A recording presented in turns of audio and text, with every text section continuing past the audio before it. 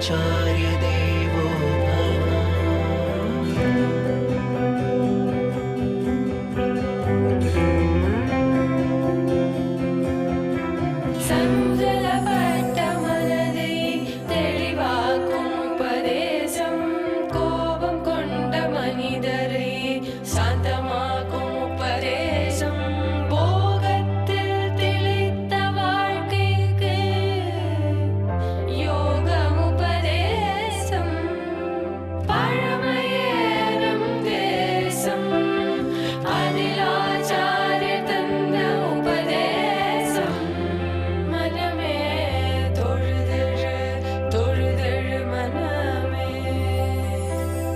मातृदेवो भव पितृदेवो भव आचार्य देवो भव.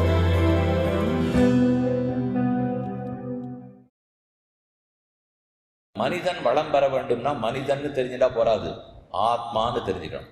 அந்த ஆத்மா சமுதாயத்தினுடைய வளர்ச்சிக்கு முன்னேறணும்னு சொன்னால் அப்ப தனி மனுஷன் தன்னுக்கு இருக்கிற சக்தியை பொது நலத்துக்காக செலவிட தயாரா இருக்கணும். ஒருத்த நன்னா பாடுவார்னா பொது நலத்துக்கு பாடணும், நன்னா வைத்தியம் பார்ப்பாருன்னா பொது நலத்துக்கு வைத்தியம் பார்க்கணும். இப்படி வச்சுக்கோ. ஒரு கோவில் இருக்கு, அந்த கோவிலில் ஆரோ கைங்கரிபர்கள் தொண்டாற்றவர்கள்லாம் இருக்கா. நம்மால போக முடியல, ஏதோ வேலை படு நிர்பந்தம் போக முடியல. ஆனால் அங்கே ஒருத்தர் இருக்காரோ இல்லையோ, எல்லா விதத்திலையும் அவருக்கு வேண்டிய உதவிகளை நான் பண்ணிட்டு இருப்பேன், அவருக்கு நன்னா உதவிகள் கிடைக்கும்னு இருந்தால் அப்ப 4 பேர் சமுதாயத்திலேருந்து அந்த அர்ச்சகரையோ யாரையோ பார்க்கிறவா, ஓ இந்த தொழிலுக்கு போனா நமக்கு நல்ல உதவி கிடைக்கும் போல் இருக்கே, எல்லாரும் நமக்கு பின்னாடி நிற்பா போல் இருக்கேன்னு ஒரு நம்பிக்கை அவருக்கு வர வேண்டாமா? இன்னைக்கு நாம் என்ன பண்றோம்னா, அர்ச்சகர் போனா பழம் வெத்தலை பாக்கு கொடுத்தா அர்ச்சனை பண்ணுவார், திருப்பி கொடுத்துருவார், அப்புறம் அவர் என்ன பண்ணாரோ எனக்கு தெரியாது, அப்படி நம்ம ரொம்ப விட்டு கொடுத்துடுறோம். அதனாலதான் அந்த தொழிலுக்கு யாரானு வரணும்னாலே அதெல்லாம் அர்ச்சகராக இருந்தால் முடியுமா சுவாமி? இப்போ பாரு, நான் எங்க வேலை பார்க்குறேனோ அந்த இடத்துல எனக்கு எங்கேயான ஒரு இடத்துல அடிபட்டதுன்னு வச்சுக்கோ, அவ தலை கீழே நின்று வண்டி வச்சு கூட்டின்னு போய் மருத்துவமனையில சேர்த்து எனக்கு சரியா போற வரைக்கும் கூடுவே 2 பேரை போட்டு பார்த்துப்பா. அர்ச்சகராக இருந்தால் அதெல்லாம் நடக்குமா? ஒருத்தரும் வரமாட்டான்ற பாருங்க. இங்கேதான் பெரிய வித்தியாசம். அப்போ உலக வேலை லௌகிக்க வேலையா இருந்தா எல்லா நன்மையும் நமக்கு நடக்கும்.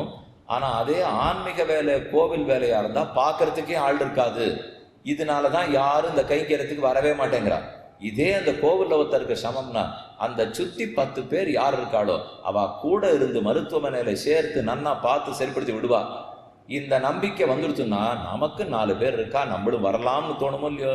இதை போல சின்ன சின்ன நம்பிக்கைகளை நம்ம கொடுக்கவே மாட்டேங்கிறோம். ஏன் கொடுக்க மாட்டேங்கிறோம்னா நான் மட்டுமே பார்த்துட்டு இருக்கோம். லௌகிக்க தொழில் நான்கிறத மட்டும் பார்த்துட்டு இருந்தா எப்படி சமுதாயம் முன்னேறும்? அந்த சமுதாயம் முன்னேறணும்னா ஆத்ம கல்வி இல்லாட்டா அது முன்னேறதுக்கே இல்லை. இன்னைக்கு ஏன் இப்ப முன்னேற மாட்டேங்கிறது? எது இவனை போட்டு தடுத்திருக்குன்னால் ரொம்ப முக்கியமான ஒரு 6 கஷ்டங்கள், அதை விட முக்கியமான இன்னொரு 6 கஷ்டங்கள், இது எல்லாத்துக்கும் தாயாட்டம் இருக்கிற 2 துன்பங்கள், இது எல்லாத்தையுமே பெத்து போட்டு இருக்கிற 3 கஷ்டங்கள். என்னமோ கணக்கணக்காக சொல்லிடு, என்னது இதெல்லாம்? இப்போ இந்த 6 பேர் யாரு, அந்த 6 பேர் யாரு, இந்த 2 பேர் யாரு, அதுக்கு மேல 3 பேர் யாரு, நிறைய பேர் இருக்கா.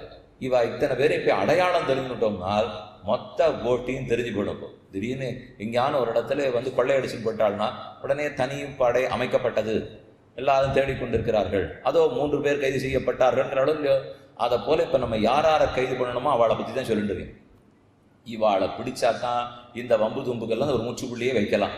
அது யார் அந்த 6 பேர், அடுத்த 6 பேர் யாரு, அடுத்த 2 பேர் யாரு, இதெல்லாத்தையும் பெத்தவோன்னு சொன்னேன்னு ஒரு 3 பேர், அது யாரு, இவா எல்லாரையும் அடையாளம் கண்டுட்டு தாண்டி ஆகணும். ஒரு 6 கட்டங்கள், அவித்யா, அஸ்மித, ராக, துவேஷ, சோக, மோக, இந்த 6 ஷடூர்மின்னு சொல்லுவா. இந்த 6 ஊர்மிகள் நம்ம கிட்ட ரொம்ப பாடாப்படுத்தும். முதல் ஊர்மி அவித்யா. அவித்யான்னா அறிவின்மை, ஆத்ம கல்வி முழுவதுமாக பெறாமை. எந்த நாளா இருந்தாலும் கொஞ்ச நேரமாவது ஆத்ம கல்விக்கு ஒதுக்குவோன்னு இருக்கணும் இல்லையோ. அது முடியாம எது தடுத்துன்னு இருக்கு, அதைத்தான் இந்த 6 சொல்றேன். அவித்யா. அப்ப அது தெரியலன்னா ரொம்ப நாளா அதை பத்தின வித்தியே இல்லாமல், ஒரு படிப்பு படிக்கணும், விஞ்ஞானம் படிக்கணும், கணக்கு படிக்கணும், தாவரவியல் படிக்கணும்னால் 3 வயசுல எல்லாம் ரொம்ப 2.5 வயசுக்கு கொண்டு போய் சேர்த்துடுறா. 3 வயசு குழந்தைகளை சேர்த்து விட்டுடுறா. வெளியில வரச்ச 22 வயசு. 3 வயசுலேருந்து 22 வயசு வரைக்கும் 19 ஆண்டுகள் படித்தோம். ஓரோன் 1லேருந்து ஆரம்பித்து படித்தோம். ஓரோன் 1, 2, 4லேருந்து ஆரம்பித்து என்னென்ன பெரிய பெரிய முனைவர் பட்டம் வரைக்குமோ எல்லாத்தையும் வாங்கிட்டோமே. இந்த 19 வருஷம் தானே புத்தி நன்னா வளரக்கூடிய ஆண்டு. அப்போ தானே எத்தை படித்தாலும் மனசில் தங்கும் இல்லையோ. இப்போ உங்கள் எல்லாருக்கும் ஒரு ஆசை வந்திருக்கும், நம்ம வந்து திருப்பாவை இப்போ கற்றுக்கணும், திருப்பல்லாண்டு இப்போ கற்றுக்கணும், ஸ்லோகம்லாம் சாஸ்திரநாமம்லாம் இப்போ சொல்லணும், ஏதுன்னு சுந்தரகாண்டம் படிக்கணும்னு ஆசை. இப்போ அதெல்லாம் மனப்பாடமாக தெரிஞ்சணும்னு நீங்கள் உட்காருவீள். எத்தனை தரம் தலைகீழ நின்று பண்ணால் கூட வரவே வராது. நன்னா சொல்லி மனப்பாடம் பண்ணாப்பில் இருக்கும்.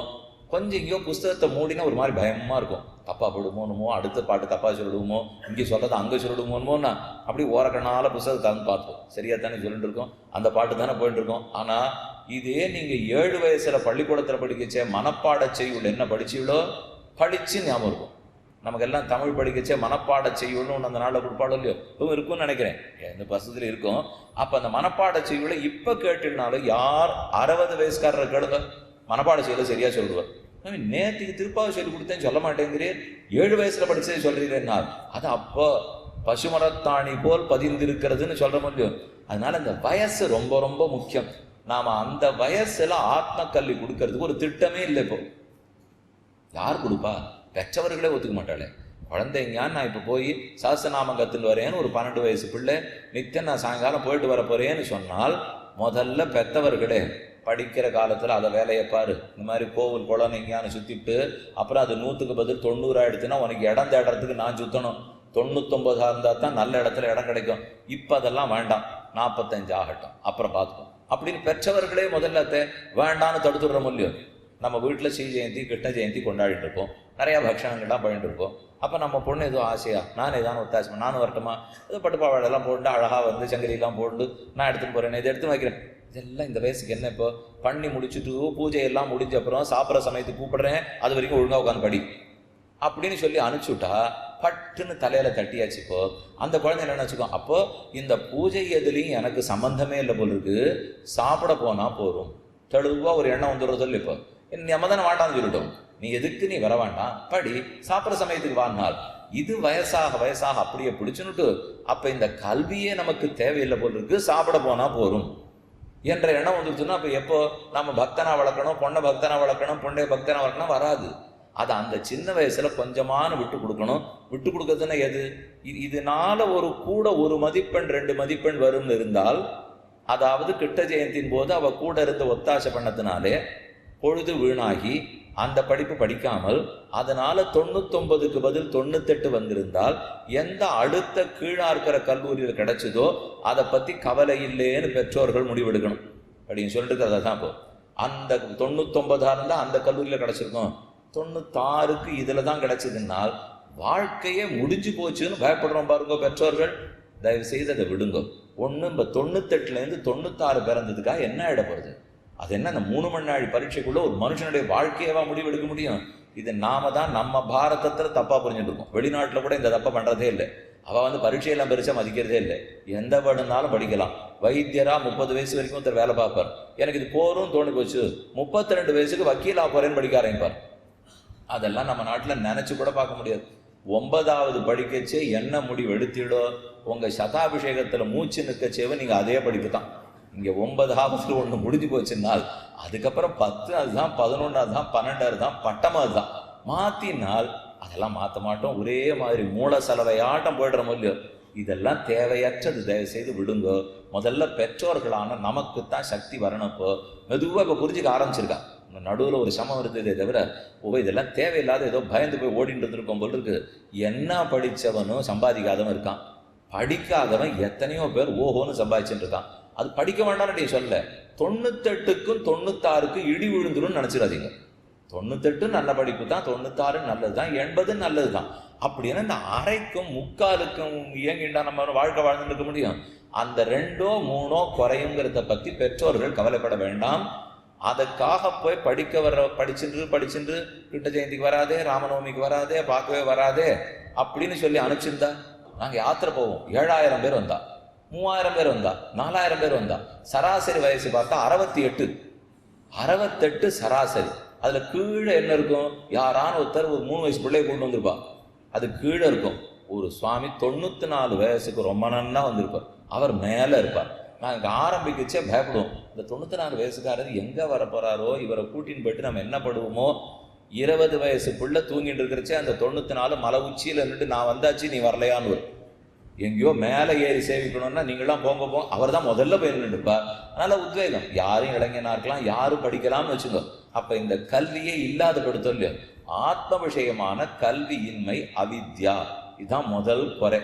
நம்ம ஏன் இந்த மனித வளம் சமுதாய வளம் ஆக மாட்டேங்கிறதுனால் ஒற்றுமை இல்லைன்னு சொல்ல முடியும். ஏன் ஒற்றுமை இல்லை?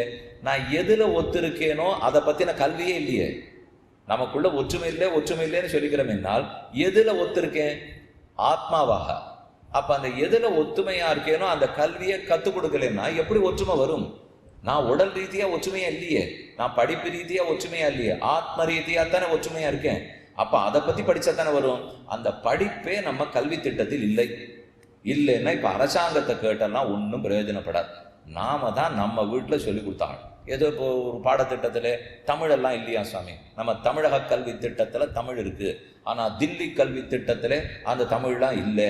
நான் வசதியாக படிக்கணுங்கிறதுக்காக என் பொண்ணை அதில் சேர்த்துட்டேன் இப்போ, அதனால் தமிழே வரலைன்னால் யாரையும் குத்தம் சொல்லி பிரயோஜனம் இல்லை. நாம் தனியாக வாத்தியார் வச்சுக்கணும், வீட்டில் உட்காந்துக்கணும், தமிழை கற்றுக்கணும், அவ்வளவுதான் நடக்குமே தவிர அப்போ நமக்கு அது வேணும்னு இருந்தால் நாம தான் மெனக்கெட்டாக வேண்டும். ஆத்ம கல்வியை அரசாங்கத்தில் கற்றுக் கொடுக்கலையே. எத்தனை நாள் வேணால் மாமாங்க சண்டை போட்டுக்கலாம், இதெல்லாம் நடக்குமா நடக்காதுன்னு எனக்கு தெரியாது. இப்போ நம்ம வீட்டில் நாம கற்றுக் கொடுக்கலாம் இல்லையா? ஆத்மா யாரு, சரீரம் எது, இதை காட்டில் அது வேறேங்கிறத நம்ம தான் புரிஞ்சுக்கணும். இந்த அவித்யை ரொம்ப நாளாக இந்த கல்வியே இல்லாமல் நம்ம திட்டத்துக்குள்ள அது இல்லாமல் இருக்கிறது முதல் குறை.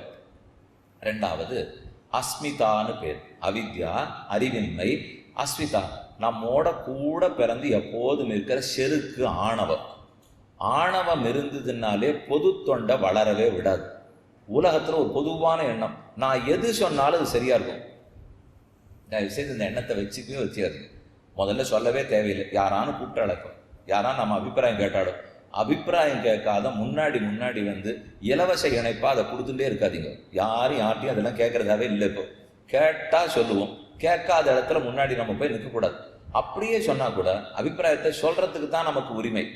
அதை வாதாடி ஸ்தாபிக்கணுங்கிற தேவையெல்லாம் இல்லை. இது சரியா இருக்கும் போல் இருக்கு, என் கருத்தை சொல்லிட்டீரா நகர்ந்துங்க. அதுக்கப்புறம் அவாவாளுக்கு புத்தி இருக்கு, அவாவா யோசிச்சு பார்ப்போம்.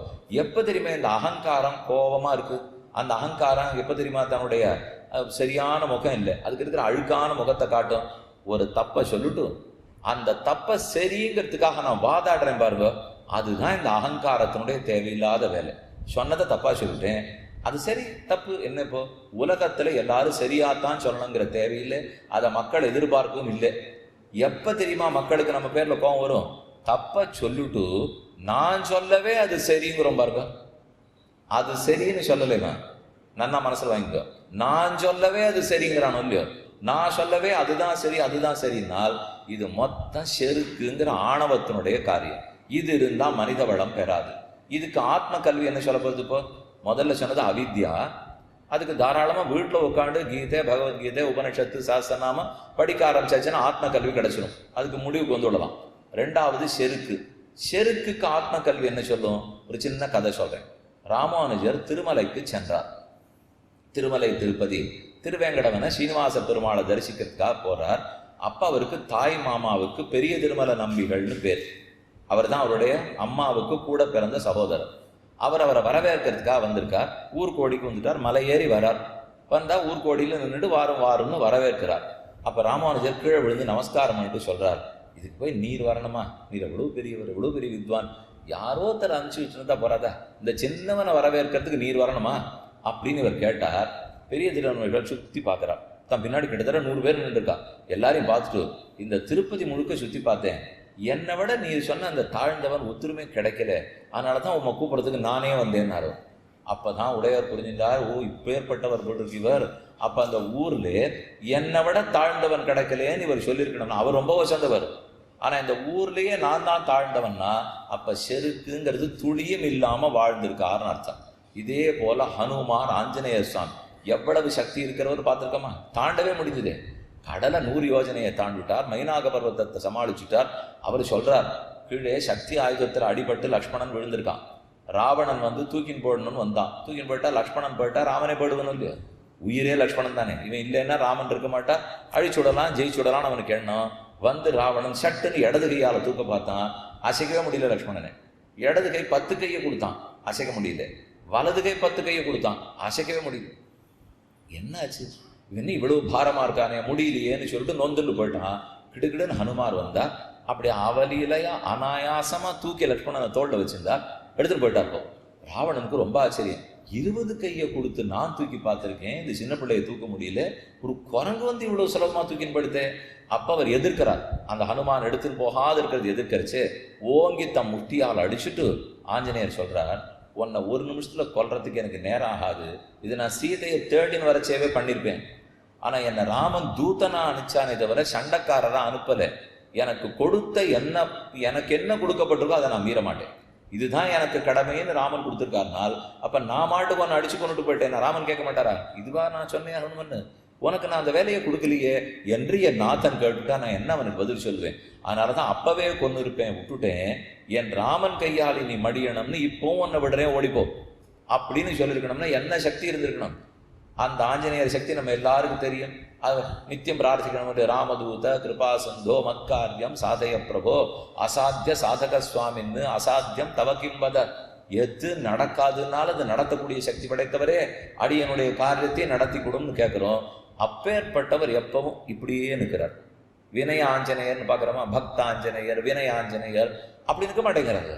நின்னா நிஜமா உலகமே கிடுகிடுக்கும்.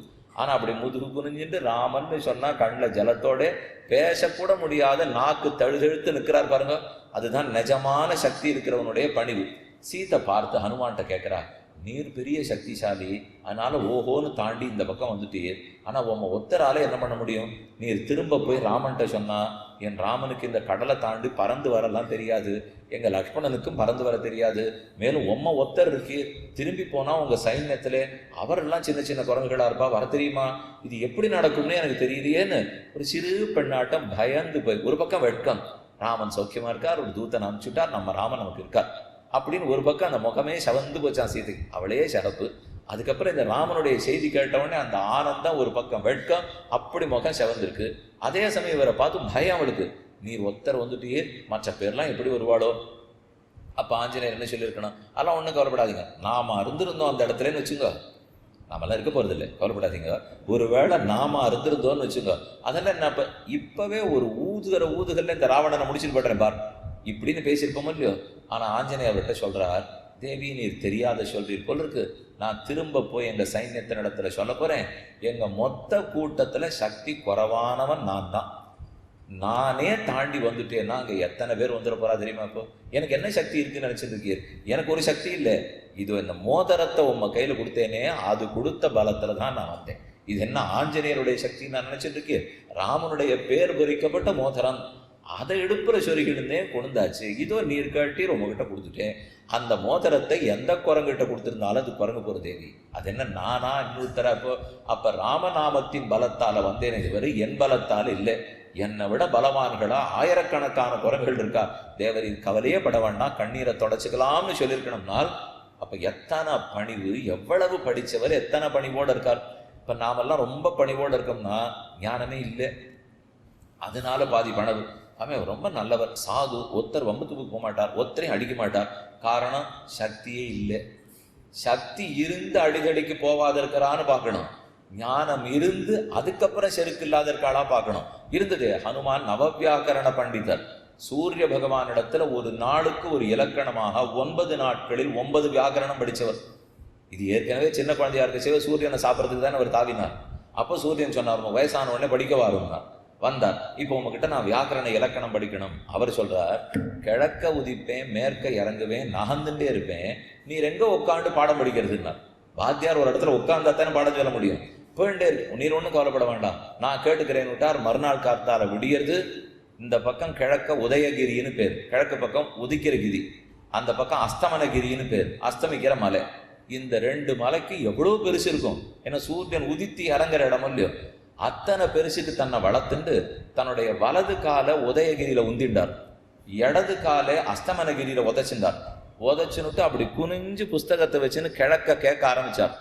அப்படியே தன் உடம்போட வளைஞ்சு சூரியன் போய் மேற்க இறங்குற வரைக்கும் கேட்டு முடிச்சுட்டார். அப்படின்னா இந்த 2 காலில் உதைச்சிருந்து ஒரு நாள் அந்த உயரத்துல நின்று கேட்டுக்கணும்னா என்ன சக்தி இருக்குனப்போ அந்த சக்தி படைத்தவர் சீதை இடத்துல சொல்லிருக்கார், அடியன் தான் இருக்கிறதுலையே சின்ன குரங்கு, எனக்கு ஒரு சக்தி கிடையாது, அதை விட ரொம்ப பெரியவா மைந்தன் திவிதன் ஜாம்பவான்லாம் எப்பேற்பட்டவா இருக்கா, நான்லாம் ஒண்ணுமில்லை தேவி, எல்லாம் இந்த ராமநாமம் பொறிக்கப்பட்ட மோதிரத்தின் மகாத்மியம் அப்படின்னு சொல்லியிருக்கணும்னால் அதை கேட்டு கேட்டு தான் நம்ம செருக்கு ஒன்றும் பயன் தராது, செருக்கு இருந்தா பொது காரியம் நடக்காதுன்னு புரிஞ்சுக்கணும் இல்லையோ. அப்ப இது எப்போ புரிய வரும்? ஆத்ம கல்வி இருந்தா தான் புரிய வரும். எந்த ரசாயன பாடத்தில் ஆணவம் கூடாதுன்னு சொல்லுவா, எந்த பௌதிக பாடத்தில் ஆணவம் கூடாதுன்னு சொல்லி கொடுப்பா? ராமாயணத்தை தரந்தா தான் கூடாதுங்கிறது புரியும், பாரதத்தை தரந்தா தான் கூடாதுங்கிறது புரியும். அடுத்தது பார்ப்போம், சோக மோகம். சோகம் மோகம், சோகம்ங்கிறது ஒரே கவலை, சோகம்ங்கிறது வருத்தம்னு வச்சுக்கோங்க, சோகம்.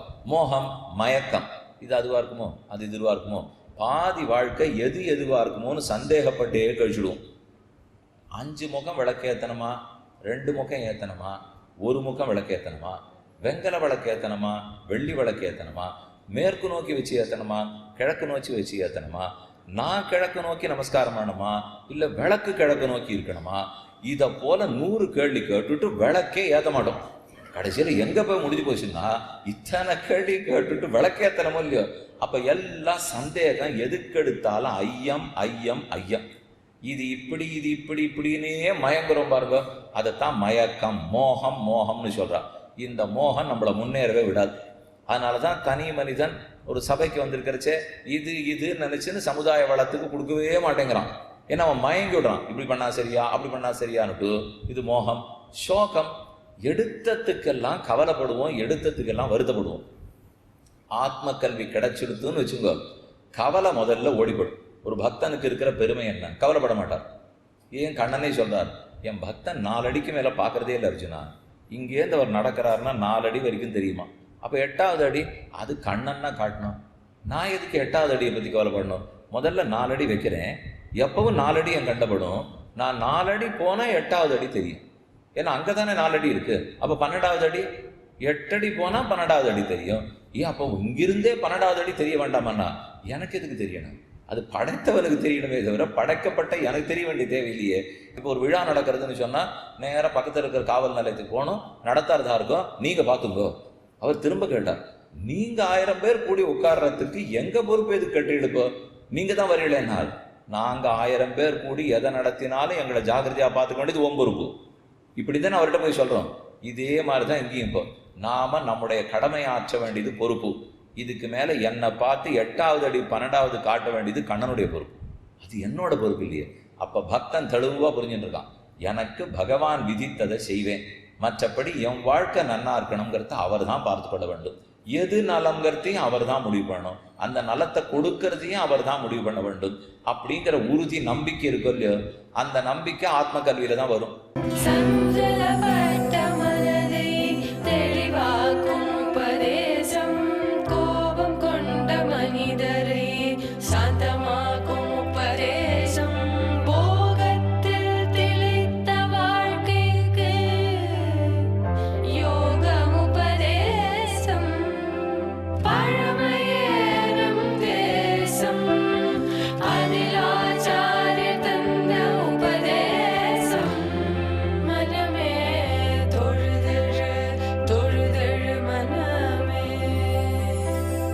मातृदेवो भव, पितृदेवो भव, आचार्यदेवो भव.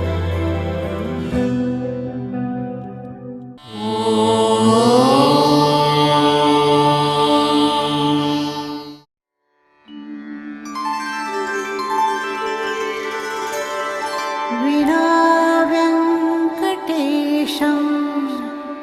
ननाथो ननाथः, सदा वेङ्कटेशं स्मरामि स्मरामि.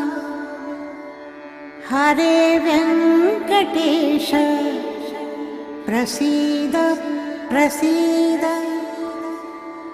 प्रियं वेङ्कटेश प्रयच्छ प्रयच्छ.